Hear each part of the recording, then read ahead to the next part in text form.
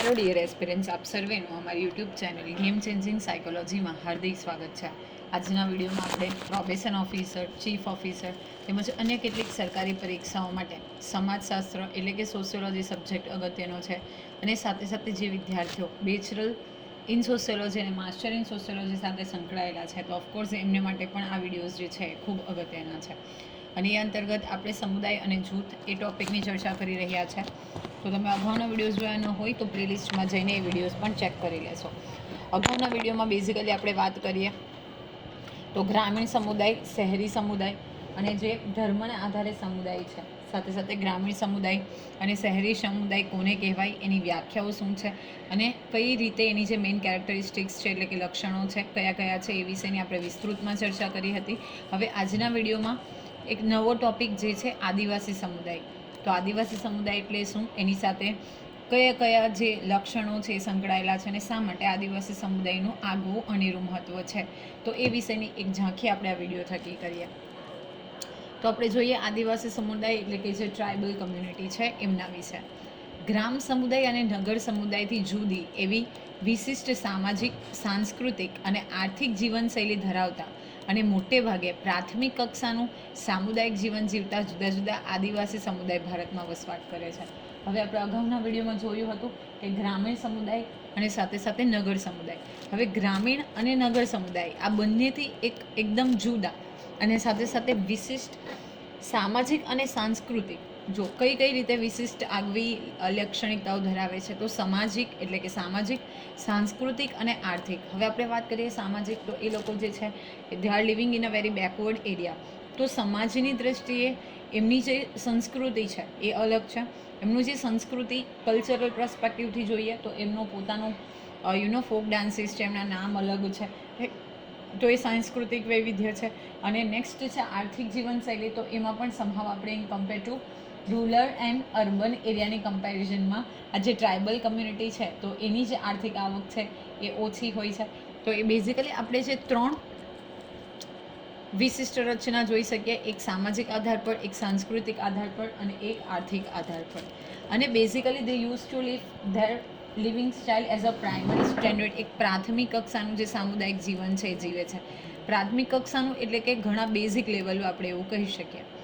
હવે આદિમ જાતિઓ, આદિવાસીઓ કે આદિમ સમુદાયને બંધારણના અનુચ્છેદ 342 અને એની પેટા કલમ 1ના આધારે અનુસૂચિત જનજાતિ તરીકે ઓળખવામાં આવે છે. This is most important question. ઘણી બધી વખત એક્ઝામમાં પૂછાયેલો છે કે બંધારણની કઈ કલમના આધારે જે આપણે આદિવાસી સમુદાય છે તો એને બાયફોગેટ કરી શકીએ. તો બંધારણની કલમ જે છે અનુચ્છેદ નંબર 342 અને એની પેટા કલમ 1 મુજબ આ જે આદિમ જાતિઓ છે, આદિવાસીઓ છે કે આદિમ સમુદાય છે તો એને આપણે અનુસૂચિત જનજાતિ તરીકે ઓળખીએ છીએ, એટલે કે એસટી, શિડ્યુલ્ડ ટ્રાઇબ તરીકે ઓળખીએ છીએ.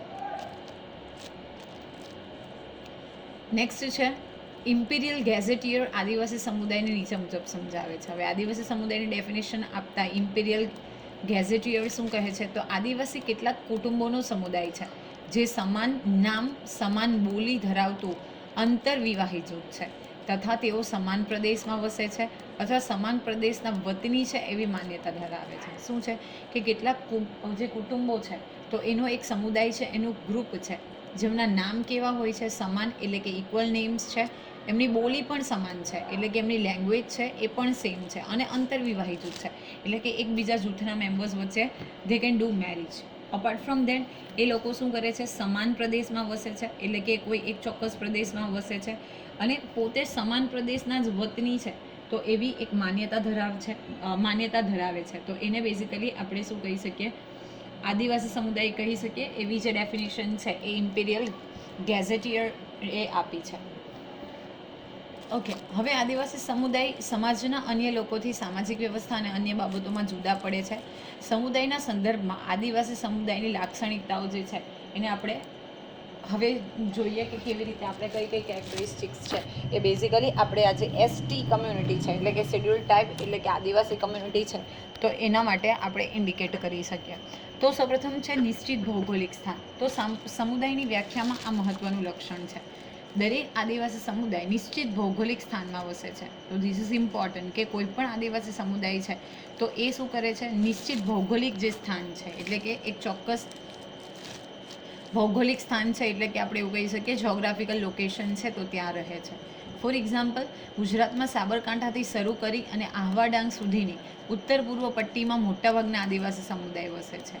તેમના નિશ્ચિત ભૌગોલિક વસવાટના સ્થાનને મૂળ વતન તરીકે ઓળખાવે છે. તો જો ગુજરાતમાં આપણે વાત કરીએ તો SK સાબરકાંઠાથી શરૂ કરી અને જે આહવા ડાંગ સુધીનો વિસ્તાર છે ઉત્તર પૂર્વ પટ્ટીમાં, તો ત્યાં મોટેભાગનો આદિવાસી સમુદાય જે છે એ વસે છે. અપાર્ટ ફ્રોમ ધેટ, જે નિશ્ચિત ભૌગોલિક વસવાટના સ્થાનને જ એ લોકો પોતાના મૂળ વતન એટલે કે નેટિવ પ્લેસ તરીકે ઓળખાવે છે. નેક્સ્ટ છે કે એમની કમ્યુનિટીમાં આપણે જોઈએ તો આપણે વિશિષ્ટ પ્રકારના નામ જે છે એ જોઈ શકીએ છીએ. તો પ્રત્યેક સમુદાય વિશિષ્ટ નામથી ઓળખાય છે. હવે જે કોઈ કમ્યુનિટી છે તો એ કમ્યુનિટી બેઝ અલગ અલગ નામ છે, તો એ પોતાના અલગ વિશિષ્ટ નામથી ઓળખાય છે. તેવી રીતે જુદા જુદા આદિવાસી સમુદાયને પોતાના વિશિષ્ટ નામ હોય છે. ઓકે, દરેકે દરેક જે આદિવાસી સમુદાય છે તો એને પોતાના વિશિષ્ટ નામ છે. જેમ કે ગુજરાતમાં ભીલ, બાવચા વગેરે વિશિષ્ટ નામની સમુદાયથી ઓળખ બની રહે છે. ઓકે, તો ભીલ કમ્યુનિટીની વાત કરીએ, બાવચા કમ્યુનિટીની વાત કરીએ, તો બેઝિકલી આ એક પ્રકારના વિશિષ્ટ નામ છે. તો આ નામને આધારે જે પૂરો સમુદાય છે એ અલગ ઓળખાઈ આવે છે. નેક્સ્ટ છે સમાન ભાષા કે બોલી. તો દરેક આદિવાસી સમુદાયને ચોક્કસ અને સર્વસામાન્ય ભાષા કે આગવી બોલી છે. ઓકે, જે કોઈ પણ સમુદાય છે બેઝિકલી, તો એ સમુદાયની આપણે વાત કરીએ તો એમની પોતાની ચોક્કસ અને સર્વસામાન્ય, એટલે કે એ કમ્યુનિટીને બધા લોકો સર્વસામાન્ય માન્ય રાખેલી અન્ડરસ્ટેન્ડેબલ લેંગ્વેજ છે અને એમની બોલી પણ આગવી છે. ભારતના આદિવાસી સમુદાયમાં લિપિ જોવા મળતી નથી, પરંતુ સમાન ભાષા કે બોલી હોય છે. ઓકે, આપણે રાઇટિંગ લિપિ નથી જોવા મળતી ભારતના આદિવાસી સમુદાયના પર્સપેક્ટિવથી વાત કરીએ, પરંતુ એ બધાની જે ભાષા છે કે બોલી છે તો એ કેવી છે? સમાન છે. ઓકે, નેક્સ્ટ છે સમુદાયના સભ્યો વચ્ચે પરસ્પર અવલંબન. તો આદિમ સમાજમાં પ્રમાણમાં વધારે સાદો અને એકવિધતાવાળો જોવા મળે છે. હવે આજે આપણે ટ્રાઇબલ કમ્યુનિટીની વાત કરીએ તો એ બેઝિકલી ખૂબ સાદી કમ્યુનિટી છે, એટલે કે ખૂબ સાદો સમુદાય આપણે જોઈ શકીએ છીએ, પ્લસ એકવિધતાવાળો. ઓકે, તમે એમાં ડિફરન્શિએટ જોઈ શકો. આવી એકવિધતા ભાષા ઉપરાંત વ્યવસાય, કુટુંબ વ્યવસ્થા, લગ્ન વ્યવસ્થા અને આનંદ પ્રમોદના સાધનોમાં હોય છે. તો એકરૂપતા આપણે એકવિધતા આપણે શેમાં જોઈ શકીએ? તો વ્યવસાયના આધારે, કુટુંબ વ્યવસ્થા, લગ્ન વ્યવસ્થા અને જે એન્ટરટેનમેન્ટના મીડિયમ્સ છે તો એમાં. જાણીતા સમાજશાસ્ત્રી ઇરમાઇલ દુર્ખીમ, ધીસ ઇઝ ઇમ્પોર્ટન્ટ, આવા સામાજિક સમુદાયને યાંત્રિક એકતા તરીકે વર્ણવે છે. ઓકે, તો આપણે બેઝિકલી એકવિધતા જે છે એ આપણે વ્યવસાય, કુટુંબ વ્યવસ્થા, લગ્ન વ્યવસ્થા અને આનંદ પ્રમોદ વગેરેના સાધનોમાં જોઈ શકીએ. અને એટલા માટે જે જાણીતા સમાજશાસ્ત્રી છે ઇમાઇલ દુર્ખીમ, તો એ આવા સામાજિક સમુદાયને યાંત્રિક એકતા તરીકે ઓળખાવે છે. આ સમુદાય એ અર્થમાં યાંત્રિક છે, તેમાં રહેલા જૂથો એકબીજા સાથે યંત્રવત રીતે જોડાયેલા હોય છે. ઓકે, કે જે કોઈ જૂથ છે, જે ગ્રુપ્સ છે એ એકબીજા સાથે યંત્રવત રીતે જોડાયેલા છે, એટલે કે જે યંત્ર હોય છે, મશીન્સ છે, તો એ રીતે જોડાયેલા છે, જે મોટે ભાગે બધા જ સમાન વ્યવસાય કરે છે. હવે કોઈ એક જૂથ છે, રાઈટ, તો એક જૂથ અથવા તો એક કમ્યુનિટી છે, એના જે જૂથ છે એ બધા એકબીજા સાથે યંત્રવત એટલે કે યંત્રની જેમ જોડાયેલા છે. અને આ બધા જે માની લે કે આ બધા અલગ અલગ જૂથો છે, તો એ બધાના વ્યવસાય પણ કેવા હોય છે? એક સમાન છે. કોઈ ખેતી કરે છે તો બાકીના બધા પણ શું કરશે? ખેતી કરશે. દાખલા તરીકે સામુદાયિક ખેતી એટલે કે ગ્રુપ ફાર્મિંગ કરે છે, અથવા પશુપાલન એટલે કેટલ ડ્રાઇવિંગ, કુદરતી ખાદ્ય સંકલન એટલે કે ફૂડ કલેક્શન, જે નેચરલી અવેલેબલ થતા હોય એ ફૂડનું. તો દરેક કુટુંબ પોતાનું જીવન નિર્વાહ પોતાની સામુદાયિક આર્થિક પ્રવૃત્તિ દ્વારા કરે છે, જેમાં સાદું શ્રમ વિભાજન હોય છે. હવે દરેક કુટુંબ છે, ફેમિલી છે, એ પોતે પહેલાં શું કરશે? શ્રમ વિભાજન, શ્રમ કરશે. ઓકે, જીવન નિર્વાહ કરશે. અને જીવન નિર્વાહ જે છે એ સામુદાયિક જે આર્થિક પ્રવૃત્તિ દ્વારા કરે છે, એટલે કે પૈસા કમાય છે અને પછી પોતાનું જીવન નિર્વાહ ચલાવે છે. આદિવાસીઓમાં સામુદાયિક ભાવના જળવાઈ રહે તે માટે અનેક તહેવારો, ઉત્સવો તેમજ આનંદ પ્રમોદ કે મનોરંજનની પ્રવૃત્તિઓ સમુદાયના સભ્યો સાથે મળીને ઉજવે છે. તેમના નૃત્યો પણ વ્યક્તિગત નથી, જેમ કે આસામનું બિહુ નૃત્ય કે ગુજરાતનું ડાંગી નૃત્ય કે વિશ્વમાં કોઈ પણ આદિવાસીનું નૃત્ય એ સામુદાયિક રૂપનું જોવા મળે છે. જો હવે પ્લસ એમનામાં એક ગ્રુપની જે ભાવના છે, ફિલિંગ છે, એ મેન્ટેન રહે એટલા માટે એ લોકો શું કરે છે? દરેક તહેવારો હોય, ઉત્સવો હોય કે આનંદ પ્રમોદ કે મનોરંજન એટલે કે એન્ટરટેનમેન્ટની કોઈ પણ એક્ટિવિટી હોય તો સમુદાયના દરેક સભ્યો સાથે મળીને જ કરે છે. ઓકે, અને એટલા માટે આપણે કહી શકીએ કે ગુજરાત, ભલે આપણે આસામના બિહુ નૃત્યની વાત કરીએ કે ગુજરાતના ડાંગી નૃત્યની વાત કરીએ કે વિશ્વમાં ક્યાંય પણ વસતી જે કમ્યુનિટી છે, જે ટ્રાઇબલ કમ્યુનિટી છે, તો એનું નૃત્ય પણ આપણે સોલો પરફોર્મન્સ નહીં જોઈ શકીએ. કેવું નૃત્ય હોય છે? સામુદાયિક સ્વરૂપનું, એટલે કે મીન્સ કે એ લોકોમાં સામુદાયિકની ભાવના જે છે કે ગ્રુપિઝમ છે એ મેન્ટેન રહે. સામાજિક રીત રિવાજો, પરંપરાઓ વ્યક્તિવાદી નહીં પરંતુ સમુદાયને મહત્વ આપે છે. તો આ પણ અગત્યનું છે કે જે લોકોના રીત રિવાજો છે, પરંપરા છે, ટ્રેડિશન્સ છે, એ કોઈ વ્યક્તિવાદી એટલે કે પર્સનલી નથી ઇમ્પોર્ટન્સ આપતા, પરંતુ એ જે તે કમ્યુનિટી એટલે કે સમુદાયને મહત્વ આપે છે. ધાર્મિક આચરણમાં સમુદાયની રીતો મહત્વની છે. હવે જ્યારે આપણે ધાર્મિક આચરણની એટલે કે ધર્મને ફોલો કરવાની વાત કરીએ તો એની જે રીતો છે, સમુદાયની મેથડ્સ છે, તો એ અગત્યની છે. આદિવાસી સમુદાયમાં કુટુંબ, જેમાં સગપણના સંબંધો વધુ મહત્વના હોય છે, સગપણ વ્યવસ્થા પણ વધુ વિકસિત છે. તેઓ ધર્મમાં મોટે ભાગે પ્રકૃતિના તત્વોને દેવ ગણીને પૂજા કરે છે. ઓકે, તો ધર્મમાં એ લોકો જે આપણે પ્રકૃતિના એલિમેન્ટ્સ એટલે કે નેચરલ એલિમેન્ટ્સ છે, તો એ લોકોને જ દેવ ગણે, લાઈક સૂર્ય છે, પવન છે એ. ઓકે, ભૂત પ્રેત એટલે કે સુપરસ્ટિશન, ડાકણ જેવી અનેક પ્રકારની અંધશ્રદ્ધામાં માને છે. એટલે કે લોકો સુપરસ્ટિશનમાં માને છે કે ભૂત પ્રેત હોય છે, ડાકણ હોય છે, એ બધી વસ્તુઓમાં. ઓકે, સામુદાયિક ભાવના વધારવામાં ધર્મની રીતોમાં ઉપાસના, માન્યતા અને મૂલ્યો મહત્વના છે. કે એ લોકો ઉપાસના કરે છે, લોકો વર્શિપિંગ કરે છે, તો એ સાથે સાથે એમની જે માન્યતા છે, એ મૂલ્યો જે છે, એ બધી વસ્તુ અગત્યની છે. નેક્સ્ટ છે યુવા ગૃહો. તો કેટલાક આદિવાસી સમુદાયમાં યુવાનો માટેના અલગ યુવા ગૃહો હોય છે, જ્યાં તેમને સામુદાયિક શિક્ષણ આપવામાં આવે છે. શિકાર કે જીવન નિર્વાહની રીતોની તાલીમ, સમાજના ધોરણ મુજબનું સામાજિકીકરણ કરવામાં આવે છે. તો કેવી રીતે શિકાર કરવો એની તાલીમ આપવામાં આવે છે, કેવી રીતે જીવન નિર્વાહ એટલે કે પોતાનું જીવન સ્પેન્ડ કરવું, એ સાથે સાથે જે સમાજના ધોરણો છે એ લોકોના સમાજના, તો એ અનુલક્ષીને એમનું સામાજિકરણ પણ કરવામાં આવે છે. નેક્સ્ટ છે સામાજિક નિયંત્રણ. તો આદિવાસી સમુદાયના સંચાલક તરીકે એક મુખ્ય વ્યક્તિ હોય છે, જે જૂથનો વડો કે સરદાર છે. હવે નિયંત્રણ કોણ કરે છે? Because they having there on culture. તો ત્યાં ગવર્મેન્ટ રૂલ જે છે એટલા નથી હોતા, મતલબ હોય છે ઇન સેન્સ, બટ છતાં પણ જે કોઈ સમુદાય છે, ઓકે, તો એ સમુદાયના સંચાલક તરીકે એક મુખ્ય વ્યક્તિ હોય છે, જેને આપણે જૂથનો વડો કે સરદાર તરીકે ઓળખીએ છીએ. તે સમગ્ર સમુદાયને નિયંત્રિત કરે છે. હવે જે હેડ છે એ શું કરશે? પોતાની આખી કમ્યુનિટીને હેન્ડલ કરશે, નિયંત્રિત કરશે. તે પોતે જ સમુદાયના ધોરણો કે નીતિ નિયમો ઘડે છે. તે સમુદાયના સભ્યોના વર્તનને નિયંત્રિત કરે છે.